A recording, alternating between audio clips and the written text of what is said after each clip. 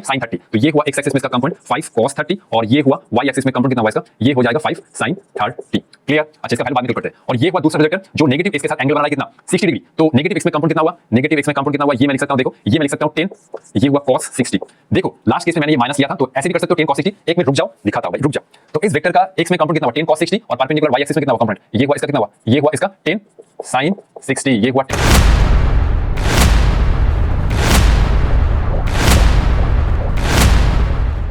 Hello students, my name is Devojit Shah and welcome to my YouTube channel Laws of Physics। तो ये है motion in A plane का video number 6 और आज के video में हम एक इम्पॉर्टेंट टॉपिक डिस्कस करने जा रहे हैं जो है resolution of vector and direction cosine. ये टॉपिक बहुत इंपॉर्टेंट होने वाला है क्योंकि आज के वीडियो में हम सीखने जा रहे हैं कैसे हम लोग कोई वेक्टर को कॉम्पोनेंट में डिवीजन करते हैं। तो ये वीडियो क्लास 11 नीट या जेई मेंस जेई एडवांस की तरफ से बहुत इंपॉर्टेंट होने वाला है। पूरा कंसेप्ट मैं डिटेल्स में आप लोगों के साथ डिस्कस करूंगा। आई होप आप लोग मुझे बहुत सपोर्ट करेंगे। तो बिना टाइम वेस्ट के आज का जर्नी स्टार्ट करते हैं। तो चलिए समझते हैं क्या होता है resolution of vector. Resolution of vector means कोई एक वेक्टर को हम लोग कंपोनेंट में डिवीजन कर रहे हैं। तो ये देखो स्टार्ट हो रहा है जर्नी, ये हुआ एक्स एक्सिस और ये हुआ y एक्सिस। हम लोग पहले 2 डायमेंशन का बात कर रहे हैं और ये हुआ ओरिजिन। कोई एक वेक्टर है, ये हुआ सपोज a वेक्टर, ये हुआ a वेक्टर। तो अच्छा, तो ये हुआ a वेक्टर, तो ये पॉइंट पे नाम दे रहा हूं p। तो ये हुआ OP equal to a vector, जो मैं लिख सकता हूं, देखो ये हुआ OP वेक्टर, ये हुआ a वेक्टर। तो इसी वेक्टर का हम लोग कंपोनेंट ढूंढना चाहते हैं अलोंग x एक्सिस और अलोंग y एक्सिस। तो इस वेक्टर का x एक्सिस और y एक्सिस में कंपोनेंट क्या होगा, ये रेजोल्यूशन ऑफ वेक्टर और कुछ नहीं है। सिंपल सा चीज है, हम लोग इसमें parallelogram law of vector addition use करने जा रहे हैं। तो सबसे पहले देखो, अगर ये वेक्टर मान लो x एक्सिस के साथ ये बना है एंगल थीटा, तो हम लोग ये एक परपेंडिकुलर ड्रॉप कर रहे हैं x एक्सिस में और ये भी एक परपेंडिकुलर ड्रॉप कर रहे हैं y एक्सिस में। ये थोड़ा लाइन सीधा बना देता हूं। सपोज ये है Q और ये हुआ सपोज R। तो सबसे पहले हम लोग ये ट्रायंगल से cos थीटा अप्लाई कर रहे हैं। cos थीटा क्या होता है, cos थीटा अप्लाई होता है क्या, बेस अपॉन हाइपोटेन्यूज। तो ये हुआ cos theta equal to base कितना हुआ, ये थीटा है, ये है परपेंडिकुलर, तो ये हुआ बेस OQ। तो ये हुआ OQ डिवाइड बाय हाइपोटेन्यूज, ये हुआ OP, तो ये हुआ OP। ओके, तो ये हुआ OQ equal to OP cos theta, तो ये हुआ OQ और ये वेक्टर है OP। तो इसका मैं अगर मैग्नीट्यूड लिखना चाहूं तो सिंपल ये बनेगा OP इक्वल टू A, क्योंकि एरो का लेंथ क्या बता रहा है, इस वेक्टर का मैग्नीट्यूड। ये हम लोग बार सीखे हैं, क्योंकि कोई एक वेक्टर को जब हम लोग एरो से रिप्रेजेंट कर रहे हैं, एरो का लेंथ क्या बताता है, उस वेक्टर का करस्पॉन्डिंग मैग्नीट्यूड। तो ये हुआ OP equal to OQ equal to ये हुआ A cos थीटा। तो सिंपल देख सकते हो, अगर कोई वेक्टर x एक्सिस के साथ एंगल बना रहा है तो x एक्सिस में उसका कंपोनेंट कितना हुआ, OQ equal to A cos theta. तो OQ इस वेक्टर का x एक्सिस में कंपोनेंट कितना हुआ, A cos थीटा। सिंपल, अब हम लोग ये फाइंड कर रहे हैं कि OR कितना है, मतलब वेक्टर का y एक्सिस में कंपोनेंट कितना है। तो नेक्स्ट मैं फाइंड करने जा रहा हूं, ये हुआ sin थीटा इक्वल टू ये हुआ परपेंडिकुलर अपॉन हाइपोटेन्यूज। तो ये हुआ sin theta equal to perpendicular means ये हुआ PQ, तो ये हुआ PQ डिवाइड बाय हाइपोटेन्यूज, ये हुआ OP, तो ये हुआ PQ equal to OP sin theta. अब देखो PQ जितना है OR भी उतना ही है, सेम ही है। तो ये मैं लिख सकता हूं PQ इक्वल टू OR और OP कितना है, OP है A sin थीटा। तो सिंपल ये चीज समझ में आ रहा है कि कोई अगर वेक्टर x एक्सिस के साथ एंगल बनाए थीटा, तो x एक्सिस के component, x axis along component है A cos थीटा और y एक्सिस के अलोंग कंपोनेंट कितना है, A sin थीटा। OR कितना है, OR है उस वेक्टर का component along y direction. Clear? तो नेक्स्ट मैं क्या करने जा रहा हूं, नेक्स्ट मैं parallelogram law of vector addition use करने जा रहा हूं। ठीक है, तो देख सकते हो ये मैं साइड में लिख रहा हूं बाई पैरेललोग्राम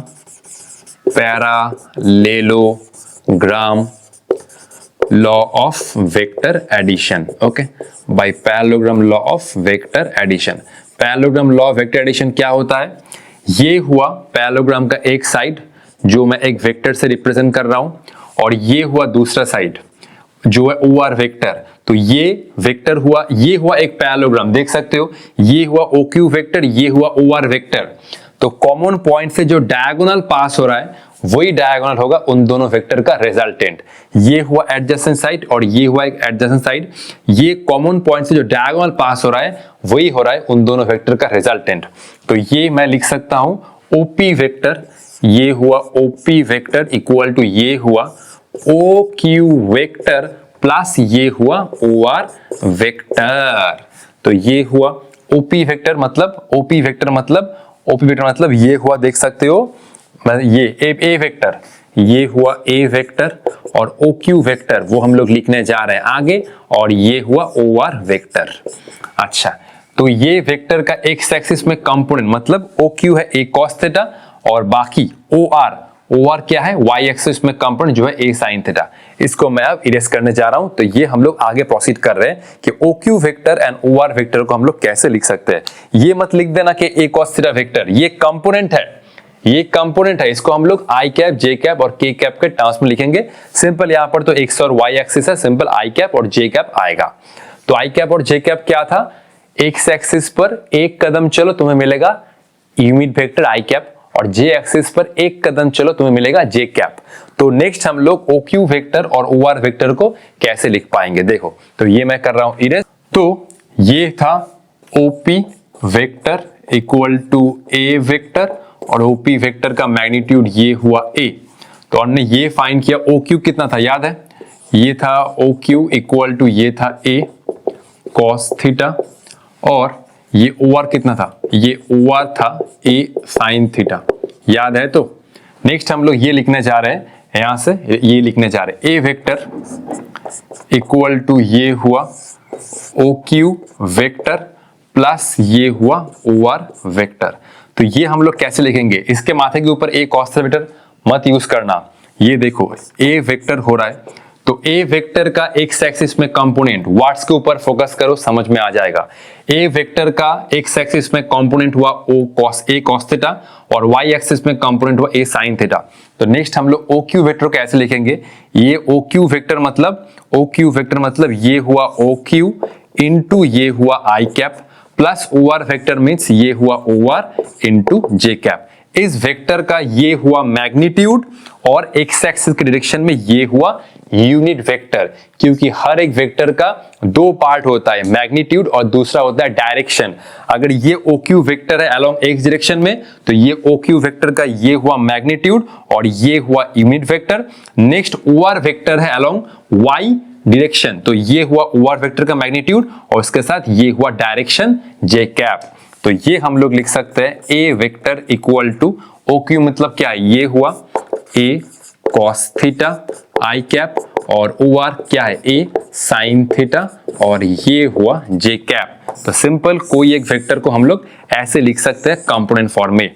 तो इतना सब कुछ करने का जरूरत नहीं है। अगर मैं शॉर्टकट बोल देता हूं, सिंपल देख लो, शॉर्टकट यही चीज है। शॉर्टकट, कोई अगर वेक्टर जिस एक्सिस के साथ एंगल कर रहा है, मान लो इस केस में A वेक्टर एक्स एक्सिस के साथ एंगल कर रहा है थीटा, तो उस एक्सिस के अलोंग उसका कंपोनेंट होता है A cos थीटा। इतना सब साइन कॉस अप्लाई करने कोई जरूरत नहीं है, फालतू टाइम वेस्ट।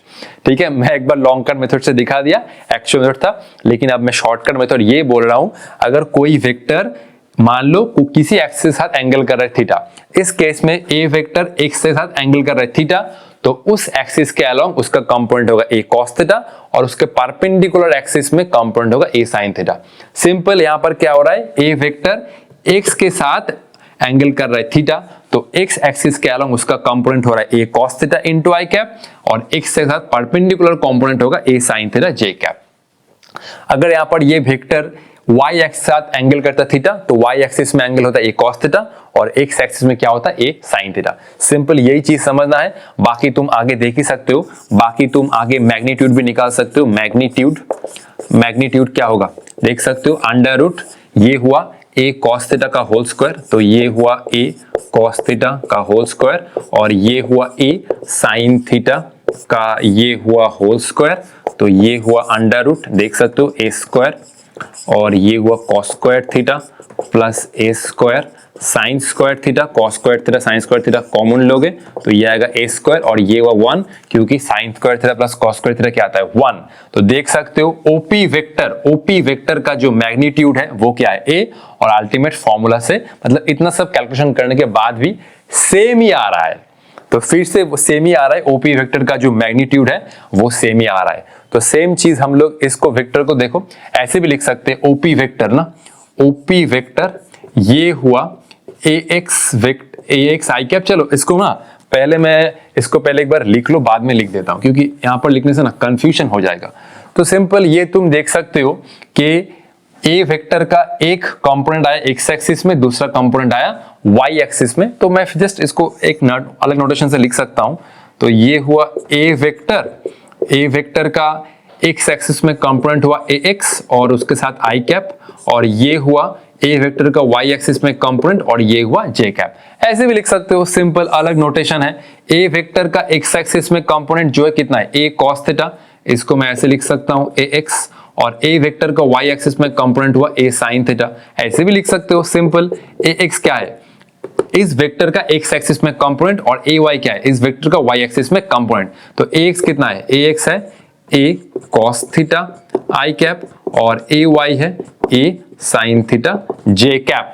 बस यही चीज है, अगर कोई वेक्टर किसी एक्सिस के साथ एंगल कर रहा है तो उस एक्सिस में उस वेक्टर का कंपोनेंट होगा ए कॉस थीटा और परपेंडिकुलर एक्सिस में ए साइन थीटा। कॉपी कर लो, नेक्स्ट हम लोग प्रॉब्लम से और विजुअलाइज करने जा रहे हैं, कॉपी कर लो पहले। तो चलो अब हम लोग कुछ कंसेप्चुअल प्रॉब्लम सॉल्व कर रहे हैं। तो पहले देखो ये हुआ एक्स एक्सिस और ये हुआ वाई एक्सिस। मान लो ये कोई एक फोर्स है 10 न्यूटन, ये हुआ 10 न्यूटन जो एक्स एक्सिस के साथ एंगल बना रहा है कॉस 45 डिग्री। तो हमें क्या चाहिए, इसको मैं थोड़ा सा इंक्रीज कर रहा हूं। अच्छा, तो हमें क्या चाहिए इस फोर्स का एक्स एक्सिस और वाई एक्सिस में कंपोनेंट। नेक्स्ट केस में क्या हो रहा है, नेक्स्ट केस में मान लो ये है नेगेटिव एक्स एक्सिस, ये हुआ ओरिजिन और ये हुआ वाई एक्सिस। मान लो ये है एक्सेलरेशन वेक्टर जिसका वैल्यू है 2 मीटर पर सेकेंड स्क्वायर, और ये वाला एंगल है 60 डिग्री। तो हमें इसका भी वैल्यू चाहिए एक्स एक्सिस और वाई एक्सिस में। चलो पहले करना स्टार्ट करते हैं। तो मैंने बोला था अगर कोई वेक्टर जिस एक्सिस के साथ एंगल बना रहा है उस एक्सिस में उसका कंपोनेंट होगा ए कॉस थीटा और परपेंडिकुलर एक्सिस में सिंपल ए साइन थीटा। तो पहले देखो ये फोर्स पॉजिटिव एक्स के साथ एंगल बना रहा है 45 डिग्री। ओके, तो ये अगर हुआ एफ, तो पॉजिटिव एक्स में इसका जो कंपोनेंट हुआ, पॉजिटिव एक्स में जो कंपोनेंट हुआ ये हुआ सिंपल एफ कॉस 45 डिग्री, और परपेंडिकुलर एक्सिस में ये वाई एक्सिस में इसका कंपोनेंट कितना हुआ F sine 45 degree. Positive x के साथ एंगल बना रहा है 45 डिग्री, तो एक्स एक्सिस में कंपोनेंट हुआ एफ कॉस 45, बाकी परपेंडिकुलर में एफ साइन 45। तो इसको मैं ऐसे लिख सकता हूं एफ एक्स, ये हुआ एक्स एक्सिस में component F x equal to F cos 45 degree. F मतलब कितना हुआ 10 और साइन कॉस 45 मतलब 10/√2 न्यूटन, और वाई एक्सिस में इसका कंपोनेंट कितना है एफ वाई इक्वल टू ये हुआ एफ साइन 45 डिग्री, ये भी हुआ 10/√2 न्यूटन। ये हुआ फोर्स का एक्स एक्सिस और वाई एक्सिस में कंपोनेंट। ठीक है, ये तुम पैरेलल लॉ से भी विजुअलाइज कर सकते हो। नेक्स्ट देखो ये जो एक्सेलरेशन, ये जो वेक्टर है ना एक्सेलरेशन वेक्टर, ये नेगेटिव एक्स के साथ एंगल बना रहा है 60 डिग्री। तो इसका कंपोनेंट कैसे करें, सिंपल एज दैट, ये वेक्टर नेगेटिव एक्स के साथ एंगल बना रहा है 60, तो नेगेटिव एक्स में इसका कंपोनेंट कितना होगा सिंपल 2 cos 60, और इसके परपेंडिकुलर में कितना होगा 2 sin 60। ऐसा मत कर देना कि इस वेक्टर का कंपोनेंट नेगेटिव वाई में, ना ना ना ना ना, ये वेक्टर नेगेटिव एक्स के साथ एंगल बना रहा है 60, तो नेगेटिव एक्स में इसका कंपोनेंट कितना होगा 2 cos 60 और परपेंडिकुलर में 2 sin 60। अब ये बोल सकते हो सर परपेंडिकुलर तो नेगेटिव वाई भी है, नेगेटिव वाई भी नहीं होगा, ये जो वेक्टर आ रहा है ये दोनों एक्सिस के बीच में होगा। ऐसा नहीं कि तुम नेगेटिव एक्स में बना रहे हो 2 cos 60 परपेंडिकुलर नेगेटिव वाई में बना रहे हो 2 sin 60। ध्यान से देखोगे ये जो फोर्स था ये दोनों एक्सिस के बीच में था, ऐसा कुछ तुम विजुअलाइज कर सकते हो। तो ये एक्सेलरेशन वेक्टर नेगेटिव एक्स के साथ एंगल बना रहे हैं। मान लो इसको मैं कह रहा हूं ए, मान लो इसको मैं कह रहा हूं ए, तो ये नेगेटिव एक्स में इसका कंपोनेंट कितना आ रहा है ए एक्स, जो मैं लिख रहा हूं 2 cos 60, और ये वाई एक्सिस में इसका कंपोनेंट कितना आ रहा है ए वाई।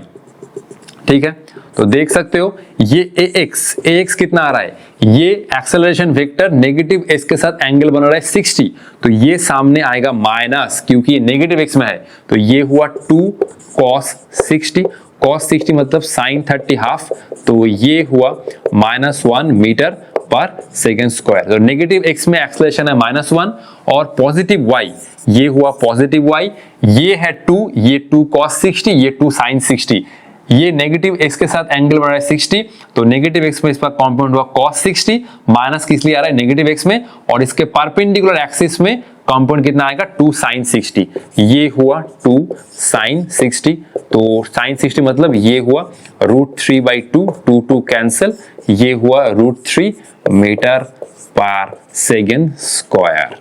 ये था कंसेप्ट।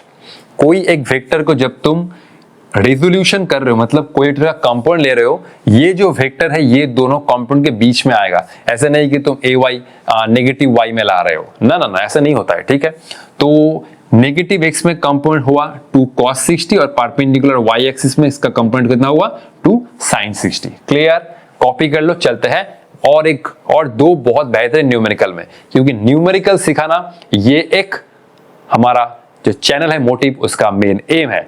चलो इसके ऊपर काम करते हैं। तो ये है नेक्स्ट धमाकेदार क्वेश्चन। देख सकते हो ये x axis negative x axis, Y axis negative y axis, ये है एक वेलोसिटी वेक्टर जो पॉजिटिव एक्स के साथ एंगल बना रहा है 30, ये है दूसरा वेलोसिटी वेक्टर जो नेगेटिव एक्स के साथ एंगल बना रहा है 60 डिग्री। क्वेश्चन क्या है, net velocity along positive x and along positive y. तो हमें चाहिए net velocity along positive x and along positive y. सबसे पहले एक एक वेक्टर को पकड़ो और रेजोल्यूशन करो, मतलब दोनों वेक्टर को कंपोनेंट में डिवाइड करो।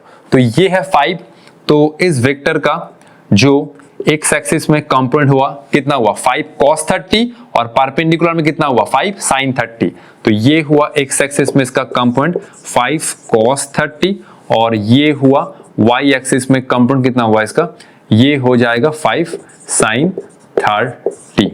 क्लियर, अच्छा इसका वैल्यू बाद में कैलकुलेट करते हैं। और ये हुआ दूसरा वेक्टर जो नेगेटिव एक्स के साथ एंगल बना रहा है कितना 60 डिग्री। तो नेगेटिव एक्स में कंपाउंड कितना हुआ, नेगेटिव एक्स में कंपाउंड कितना हुआ, ये मैं लिख सकता हूं, देखो ये मैं लिख सकता हूं 10, ये हुआ cos 60। देखो लास्ट केस में मैंने ये माइनस लिया था, तो ऐसे भी कर सकते हो 10 cos 60। एक मिनट रुक जाओ, दिखाता हूं भाई, रुक जाओ। तो इस वेक्टर का एक्स में कंपोनेंट कितना हुआ 10 cos 60 और परपेंडिकुलर वाई एक्सिस में कितना हुआ कंपोनेंट, ये हुआ इसका कितना हुआ, ये हुआ इसका 10 sin 60, ये हुआ 10 sin 60, ये हुआ 5 cos 30, ये हुआ 5 sin 30। नेक्स्ट इस वेक्टर का एक्स एक्सिस में कंपोनेंट हुआ 10 cos 60 और परपेंडिकुलर में 10 sin 60। क्लियर, क्लियर, ध्यान से देखो ये दोनों वेलोसिटी ऑपोजिट है, लेकिन वेलोसिटी का ये दोनों कंपोनेंट सेम डायरेक्शन में है। और एक बार बता रहा हूं 5 cos 30 5 sin 30, ये हुआ 10 cos 60, ये हुआ 10 sin 60। ये वाला वेलोसिटी नेगेटिव एक्स के साथ एंगल बना रहा है 60, तो नेगेटिव एक्स में इसका component 10 cos 60, perpendicular y axis में 10 sin 60। सेम यहाँ पर माइनस क्यों नहीं आया, अभी दिखाता हूं, रुको। तो ये हुआ net velocity along x direction. Positive x में ये है 5 cos 30 डिग्री, माइनस यहां पर मैं माइनस लिख रहा हूं, ये हुआ 10 cos 60 ये डिग्री। आइदर तुम इसको ऐसे लिखो या तुम इसको ऐसे लिख सकते हो Vx, ये हुआ 5 cos 30 डिग्री। ये तो नेगेटिव एक्स में है, ये तो नेगेटिव एक्स में है, तो इसको तुम प्लस करके ऐसे लिख सकते हो -10 cos of 60 डिग्री। तो ये दो नोटेशन सेम ही है। ये वेलोसिटी हुआ पॉजिटिव एक्स में, ये हुआ नेगेटिव एक्स में। लास्ट केस में पॉजिटिव एक्स में कोई वेलोसिटी था ही नहीं, ये एक्सेलरेशन था, इसलिए हम लोग ax को माइनस लिए थे। ये एक नोटेशन था। जब ऐसा हो रहा है तो एक वेलोसिटी हुआ पॉजिटिव एक्स में, एक वेलोसिटी हुआ नेगेटिव में, तो ये हुआ पॉजिटिव, ये हुआ नेगेटिव। ऐसा नोटेशन लिख सकते हो या तुम इसको ऐसा कर सकते हो 5 cos 30, अगर तुम माइनस साइन लगा रहे हो तो बीच में प्लस साइन लगाओ, सिंपल एज दैट। मैं तो यही वाला नोटेशन यूज कर रहा हूं क्योंकि ये वेलोसिटी पॉजिटिव एक्स में, ये वेलोसिटी नेगेटिव एक्स में, सिंपल एज दैट। तो ये हुआ 5 cos 30 मतलब कितना हुआ sin 60, तो ये हुआ √3/2 और ये हुआ 10 cos 60 मतलब sin 30 हाफ, तो ये तो हुआ 5, ये हुआ 5 √3/2, नेक्स्ट हुआ 5, ये हुआ 5 और ये हुआ √3/2 -1, ये हुआ मीटर पर सेकेंड। तो पॉजिटिव एक्स में ये हुआ नेट वेलोसिटी, और देखो पॉजिटिव वाई में ये जो 5 sin 30 और 10 का जो ये कंपोनेंट आ रहा 10 sin 60, ये दोनों सेम डायरेक्शन में है, तो सिंपल ऐड कर दो। ये दोनों अपोजिट डायरेक्शन में था इसलिए सब्ट्रैक्ट हो रहा है। आइदर तुम ये नोटेशन यूज करो या ये नोटेशन यूज करो, एक ही चीज है। तो नेक्स्ट हम लोग कहां करेंगे, ये यहां पर ही कर देता, चलो ये नीचे तो बहुत जगह है। तो ये हुआ Vy इक्वल टू 5 sin 30, ये हुआ 5 sin 30 डिग्री प्लस ये हुआ 10 sin 60, ये हुआ 10 sin 60।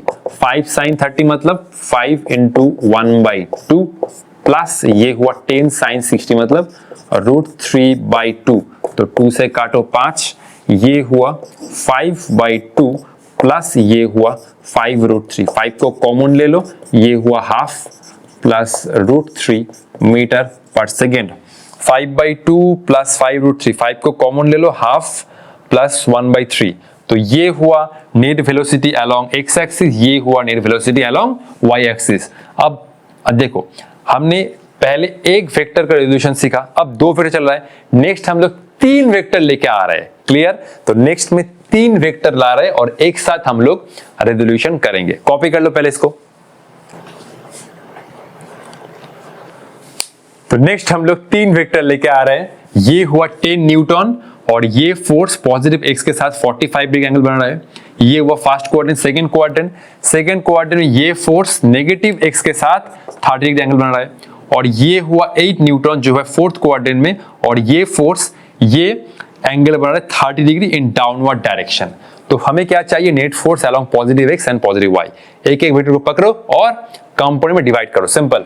तो ये हुआ 10 न्यूटन, इसका ये हुआ कंपोनेंट पॉजिटिव एक्स में, ये कितना हो रहा है, ये हुआ 10 cos 45 डिग्री, और ये हुआ पॉजिटिव वाई में कंपोनेंट, ये कितना हुआ, ये हुआ 10 cos 45 और परपेंडिकुलर ये हुआ 10 sin 45 डिग्री। नेक्स्ट ये हुआ कितना 7, ये वेक्टर नेगेटिव एक्स के साथ एंगल बना रहा है, तो ये हुआ 7 cos 30 परपेंडिकुलर 7 sin 30, ओके। तो ये हुआ कितना, ये हुआ 7 cos 30 डिग्री, और ये कितना हुआ, ये हुआ 7 sin 30 डिग्री, ये हुआ 7 cos 30 डिग्री, ये हुआ 7 sin 30 डिग्री, क्लियर। अच्छा नेक्स्ट 8 न्यूटन का रिजर्व करो, देखो ये हुआ 8 cos 30 और ये हुआ 8 sin 30, तो ये कितना हुआ, ये हुआ 8 cos 30 डिग्री और ये हुआ 8 sin 30 डिग्री। और एक बार देख लो, ये था 10 न्यूटन 45 डिग्री, तो पॉजिटिव एक्स में 10 cos 45, पॉजिटिव वाई में 10 sin 45, क्लियर। ये हुआ 7 न्यूटन नेगेटिव एक्स का 30 डिग्री, तो ये हुआ 7 cos 30, ये हुआ 7 sin 30, ये हुआ 8 न्यूटन, ये हुआ पॉजिटिव एक्स और ये हुआ नेगेटिव वाई। तो पॉजिटिव एक्स में कंपोनेंट हुआ 8 cos 30 और नीचे ये हुआ 8 sin 30। अब निकालो सिंपल, पॉजिटिव एक्स में क्या है फोर्स, तो ये मैं लिख रहा हूं Fx। पॉजिटिव एक्स में देखो क्या है, 10 cos 45 है, 10 cos 45 डिग्री प्लस ये हुआ 8 cos 30 डिग्री, ये हुआ 8 cos 30 डिग्री। बाकी देखो 7 न्यूटन का ये वाला कंपोनेंट है नेगेटिव एक्स में, तो ये हुआ -7 cos 30, तो ये हुआ -7 cos 30 डिग्री। ये तो तुम निकाल ही सकते हो भाई, ये आएगा न्यूटन में, ठीक है। तो ये हुआ Fy net force along positive y. ये 10 न्यूटन का ये वाला कंपोनेंट और 7 न्यूटन का ये वाला कंपोनेंट पॉजिटिव वाई में है, लेकिन 8 न्यूट्रॉन का ये वाला कंपोनेंट नेगेटिव y में है, तो 7 sin 30 प्लस 10 sin 45 ऐड होगा और ये सब्ट्रैक्ट होगा। क्लियर? 7 sin 30, ये हुआ 7 sin 30 डिग्री प्लस ये हुआ 10 sin 45, ये हुआ 10 sin 45 डिग्री माइनस ये हुआ 8 sin 30, ये हुआ 8 sin 30 डिग्री और ये हुआ न्यूटन में। ये तो तुम इजीली कैलकुलेट कर ही सकते हो। तो ये हो रहा है कंप्लीट प्रोसीड्योर। ये सब कंसेप्ट हमें लॉज ऑफ मोशन में पूरे तरीके से यूज करना है, वर्क पर एनर्जी में यूज करना है। ये वेक्टर रेजोल्यूशन कंसेप्ट क्लास 11 हो क्लास 12 बहुत बहुत इंपॉर्टेंट है, इसको प्रैक्टिस करो। तो कॉपी कर लो, नेक्स्ट हम लोग कुछ प्रॉब्लम में जा रहे हैं, ऑब्वियसली कॉपी कर लो पहले। तो रेजोल्यूशन ऑफ वेक्टर के ऊपर ये है एक न्यूमेरिकल, देख सकते हो एकदम क्वेश्चन आसान है। ए वेलोसिटी ऑफ 10 मीटर पर second has its y component 5√2 metre पर second, find its x component. तो वेलोसिटी है 10 मीटर पर सेकेंड और इसका y कंपोनेंट गिवन है 5√2 मीटर पर second, find its x component. तो इस क्वेश्चन को सॉल्व करने के लिए हम लोग पहले बनाए डायग्राम, सिंपल। तो ये हुआ x एक्सिस और ये हुआ y एक्सिस, ये मान लो है वेलोसिटी वेक्टर और वेलोसिटी वेक्टर का जो मैग्नीट्यूड गिवन है वो कितना है, ये हुआ 10। तो वेलोसिटी वेक्टर मान लो पॉजिटिव x के साथ थीटा एंगल बना रहा है, तो इसका पॉजिटिव x में ये हुआ कंपोनेंट vx और पॉजिटिव y में ये हुआ कंपोनेंट vy। vx मतलब ये हुआ v cos थीटा और vy कितना हुआ, ये हुआ v sin थीटा। तो ये हुआ वेलोसिटी का x कंपोनेंट, ये हुआ वेलोसिटी का y कंपोनेंट, जानते हो। तो ये गिवन है y कंपोनेंट ना, तो ये हुआ v sin theta equal to ये हुआ 5√2, क्योंकि क्वेश्चन में गिवन डायरेक्ट देख सकते हो वेलोसिटी का y कंपोनेंट गिवन है 5√2 मीटर पर सेकेंड, x कंपोनेंट ढूंढने के लिए बोला है। तो ये हुआ v sin theta equal to 5√2, हमें क्या ढूंढना है, v cos थीटा, v मतलब क्या हुआ 10, तो यहाँ पर ये हुआ sin थीटा इक्वल टू ये हुआ 5√2, तो ये हुआ sin theta equal to 5√2 divide by 10, ये 2 गया और ये हुआ sin theta equal to √2 upon 2, √2 से 2 गया, ये हुआ √2, तो sin थीटा इक्वल टू 1/√2 और ये हुआ थीटा इक्वल टू 45 डिग्री। √2 से 2 गया √2, तो theta equal to 45 degree. Class 10 pass किए हो, तो क्लास 10 पास किए हो, मेरे हिसाब से पास किए हो। इसलिए अरे मैं देखता हूँ ना बहुत सारे स्टूडेंट को टेबल ही याद नहीं रहता, sin 30 का वैल्यू याद नहीं है, cos 60 का वैल्यू याद नहीं, तो कैसे करोगे ना, पहले टेबल याद करो, तभी तुम लोग इस तरह के प्रॉब्लम को इफेक्टिवली कर सकते। देखो कंसेप्ट याद है, अब तुम्हें पता ही नहीं कि sin 45 का वैल्यू कितना है, तुम कैसे कैसे करोगे ना। तो ये sin 45 का वैल्यू हुआ 45 डिग्री, क्या बोल रहा हूँ, sin 45 का वैल्यू हुआ 1/√2। क्लियर? तो नेक्स्ट हमें वेलोसिटी का x कंपोनेंट ढूंढना था, तो ये हुआ velocity vx equal to v cos theta, velocity का ये हुआ मैग्नीट्यूड 10 और ये हुआ cos ऑफ 45 डिग्री और ये हुआ 10/√2, ये हुआ मीटर पर सेकेंड। ओके, तो ये था क्वेश्चन, कॉपी करो, चलते हैं नेक्स्ट न्यूमेरिकल पे। ये भी क्वेश्चन बहुत आसान है, सिंपल कंसेप्ट अप्लाई करो और आंसर निकालो। The angle that the vector 2y cap plus 3j cap makes with x axis. तो ये एक वेक्टर है, पॉजिटिव x के साथ कौन सा एंगल बना रहा है। तो 5 सेकंड दे रहा हूं, एक बार वीडियो पॉज कर खुद से जरूर ट्राई करो, ये मेरा तुम लोगों से रिक्वेस्ट है। तो 1 2 3 4 5 अक्कर बक्कर बम्बे वो 80-90 पूरे, सो ऐसा नहीं होता है भाई, पेन चलाना पड़ता है। तो ऑप्शन ए करेक्ट है। देखो सिंपल वही डायग्राम है, ये हुआ, अरे क्या टेढ़ा हो गया, कोई बात नहीं, ये हुआ x एक्सिस, ये हुआ y एक्सिस, ये हुआ ओरिजिन, ये हुआ कोई एक वेक्टर a, ये हुआ कोई एक वेक्टर a।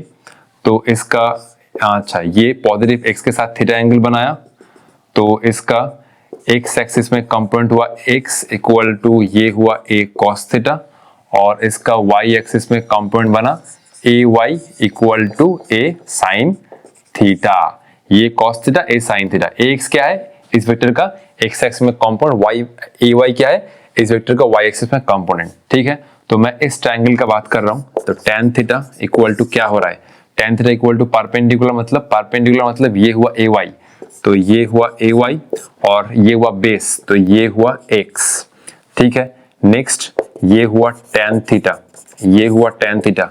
ए वेक्टर को लिखो, ये ए वेक्टर हुआ 2i कैप प्लस ये हुआ 3j कैप, तो ये हुआ ए वेक्टर का x एक्सिस में component ax i cap plus ये हुआ ay j cap. Just compare करो, ay कितना है वेक्टर का, y एक्सिस में कंपोनेंट कितना है 3 और x एक्सिस में कंपोनेंट कितना है 2, तो ये हुआ theta equal to tan inverse और ये हुआ 3/2, ये हुआ आंसर। तो option A is correct. Copy कर लो, चलते हैं आगे।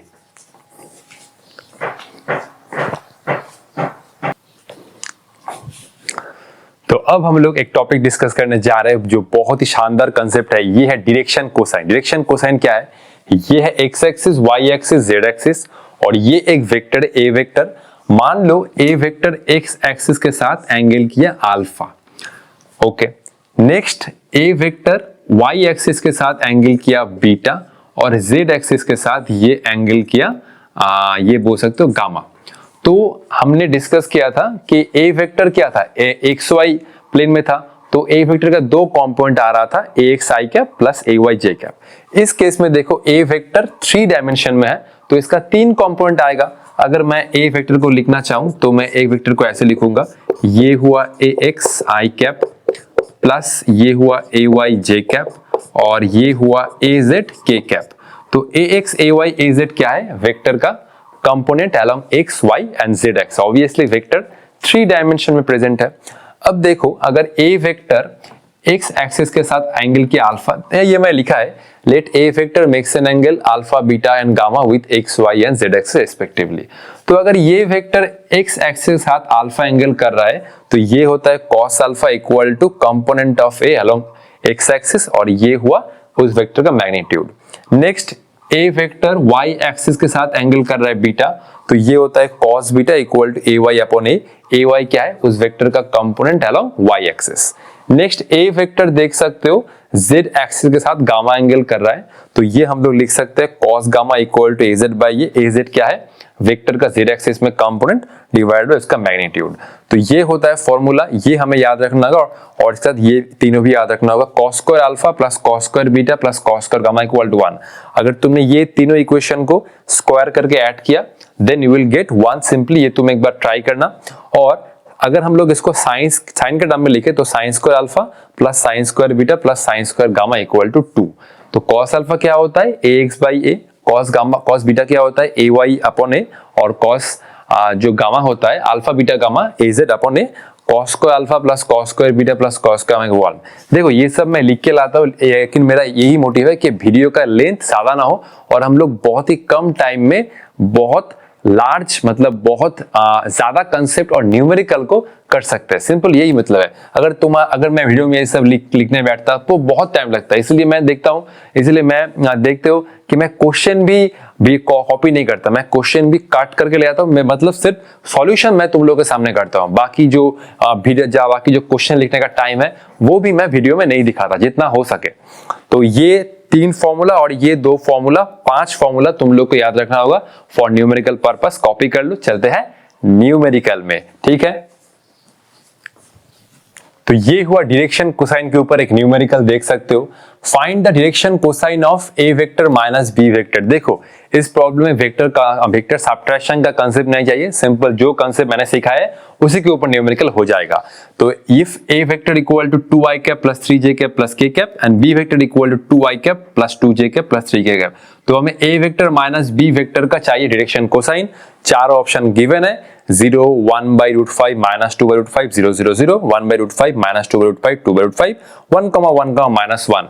तो एक बार वीडियो पॉज करो और अपना पूरा 100% देके इस प्रॉब्लम को सॉल्व करने का कोशिश करो। मैं 5 सेकंड टाइम दे रहा हूं। तो 1, 2, 3, 4, 5, ये है ऑप्शन ए करेक्ट। तो चलो करते हैं।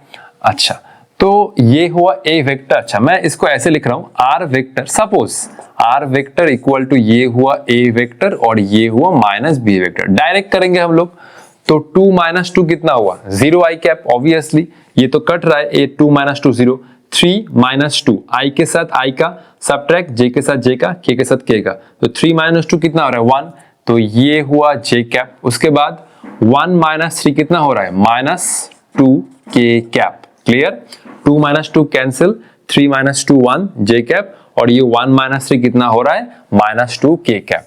तो यहां पर पहले तुम रिजल्टेंट का मतलब मान लो ये है कुछ वेक्टर a माइनस बी, ठीक है। अगर तो कोई दिक्कत हो रहा है सर ये तो r equal to a plus B होता है, आपने a माइनस बी क्यों r लिखा, मान लो ये एक वेक्टर है c वेक्टर, तो ये हुआ c वेक्टर जो a माइनस बी वेक्टर। अच्छा, तो c वेक्टर का ये हो रहा है मैग्नीट्यूड, j कैप का क्या है कोफिशिएंट 1, और ये हुआ k कैप का -2 का होल स्क्वायर, तो ये हुआ 1 + 4 और ये हुआ √5। अच्छा, तो c वेक्टर का जो अब हम लोग अगर कंपोनेंट में लिखना चाहे तो ये हुआ c, अच्छा ये मैं लिखूंगा बेटर, ये मैं लिखूंगा cx i cap plus cy j cap, और ये हुआ cz k कैप। अगर मैं कंपेयर करूं तो ये मुझे मिल रहा है cx इक्वल टू 0, cy क्या है, cy है 1, और cz कितना है, cz है -2। डायरेक्शन कोसाइन मतलब ये हुआ cos alpha equal to cx by c, तो ये हुआ cos alpha equal to 0, c का वैल्यू है √5, तो ये cos अल्फा इक्वल टू 0 और ये हुआ अल्फा इक्वल टू 0। क्या था, कोई एक वेक्टर का x कंपोनेंट से उस वेक्टर का मैग्नीट्यूड डिवाइड करो, तो ये हुआ हमारा वेक्टर और ये हुआ उसका मैग्नीट्यूड, तो ये हुआ c वेक्टर का x component, y component, z component. cos alpha क्या होता है cx अपॉन c, उस वेक्टर का x वाला कंपोनेंट डिवाइड बाय उसका मैग्नीट्यूड, तो 0 0। क्लियर। नेक्स्ट ये हुआ cos ऑफ बीटा, तो इस वेक्टर का y कंपोनेंट कितना है, ये हुआ cy और ये हुआ मैग्नीट्यूड, तो ये हुआ cos ऑफ बीटा, cy कितना है, cy है 1 और c कितना हुआ, ये हुआ 1/√5, तो ये हुआ देख सकते हो 1/√5 आ रहा है। अच्छा, ये अल्फा 0 नहीं चाहिए, cos अल्फा इक्वल टू 0 यही वैल्यू चाहिए, cos बीटा, ये हुआ बीटा।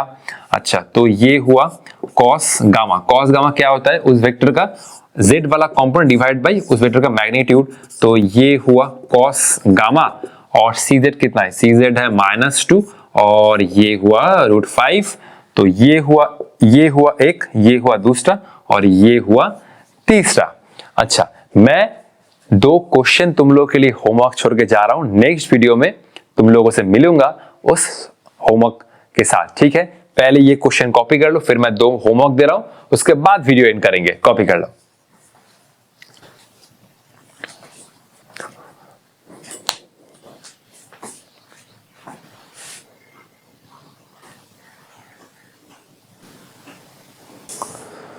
तो ये हुआ हमारा न्यूमेरिकल नंबर 4 और क्वेश्चन क्या कह रहा है, क्वेश्चन एकदम आसान है। If direction cosines of A vector are 1/3, 1/3 and √7/3 respectively. Direction cosine means ये हुआ cos अल्फा, ये हुआ cos बीटा और ये हुआ cos gamma. Then write the vector in the form of I cap, J cap and K cap, magnitude of vector is 9. Suppose A एक vector है तो हमें ऐसे लिखना है AX I cap plus AY J cap plus AZ K cap। इस vector का जो मैग्नीट्यूड है वो है 9। Option A B C D में से कौन सा होगा वो तुम्हें सिलेक्ट करना है। एक बार वीडियो पॉज करके खुद से जरूर ट्राई करो, ठीक है। तो कौन सा ऑप्शन करेक्ट है A B C D में से, ये तो मैं भी नहीं जानता, मुझे भी सॉल्यूशन करना होगा। Without performing the problem how can I tell the solution, obviously. तो ये है, देखो पहले जो डेटा गिवन है उसको कॉपी करो। तो ये हुआ cos अल्फा इक्वल टू ये हुआ 1/3, ये हुआ cos बीटा और ये हुआ 1/3 और ये हुआ cos गामा इक्वल टू ये हुआ √7/3 और ये हुआ वेक्टर का मैग्नीट्यूड जो गिवन है 9। हमें क्या ढूंढना है, ये हुआ A वेक्टर इक्वल टू ये हुआ AX I कैप प्लस ये हुआ AY J कैप और ये हुआ AZ K कैप। हमें ये ढूंढना है, हमें इस वेक्टर को ऐसे लिखना है। अब AX कैसे फाइंड करें, देखो ये होता है cos अल्फा इक्वल टू 1/3, तो ये cos अल्फा होता है AX डिवाइड बाई A, तो ये हुआ 1/3, ये हुआ AX इक्वल टू ये हुआ A/3, a का मतलब है 9/3, तो ये हुआ ax इक्वल टू 9/3, तो ये हुआ 3। नेक्स्ट ये हम लोग लिखने जा रहे हैं, ये हुआ cos beta. cos beta equal to ये होता है ay अपॉन a, तो cos बीटा इक्वल टू ये हुआ 1/3, ये हुआ ay डिवाइड बाई a। अच्छा, ये तो सिंपल है ay equal to a/3, a का वैल्यू है 9, तो 9/3, ay आ रहा है सिंपल 3। फिर से ये सेम है, तो कौन सा ऑप्शन करेक्ट लग रहा है? और ऑप्शन मुझे डी करेक्ट लग रहा है। और ये हुआ cos गामा इक्वल टू ये हुआ az अपॉन a, तो cos गामा हुआ √7/3, ये हुआ az अपॉन a, और ये हुआ az equal to √7/3, √7/3 into a, ये हुआ az इक्वल टू √7/3 इंटू ये हुआ 9, ये गया, तो az ये हुआ वेक्टर का z कंपोनेंट, और ये हुआ 3√7, तो ये हुआ ax, देख सकते हो ये हुआ ax, तो ये हुआ ax i कैप, फिर ये हुआ ay j कैप, और ये हुआ az k cap. ax i cap, ay j cap, az k cap, तो ये हुआ 3i cap, 3j cap plus 3√7 k cap. तो ये हुआ आज का हमारा लास्ट प्रॉब्लम। तो आई होप ये वीडियो तुम लोगों को बहुत पसंद आया होगा। तो मिलते हैं नेक्स्ट वीडियो में। नेक्स्ट वीडियो हम लोग स्टार्ट करने जा रहे हैं वेक्टर सब्ट्रैक्शन, जो और एक बहुत इंपॉर्टेंट टॉपिक है। पूरे फील के साथ समझाऊंगा कि वेक्टर सब्ट्रैक्शन क्या क्या कंसेप्ट है। तब तक पढ़ाई करते रहो। All the best.